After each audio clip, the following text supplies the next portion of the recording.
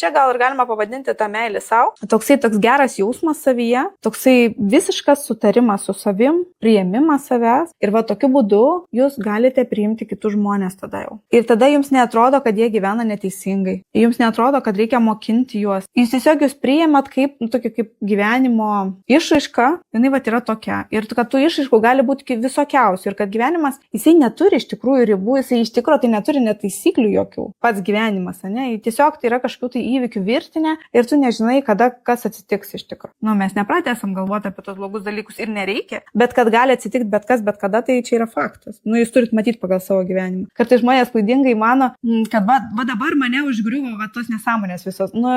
Iš tikrųjų ne taip yra, jos vyksta periodiškai tos nesąmonės, daugiau ar mažiau. Gali sukristi į vieną vietą kažkokiu tai daugiau, ne, negu įprastai. Bet reikia išeiti iš tos iliuzijos, kad aš čia galiu sutvarkyti kažką.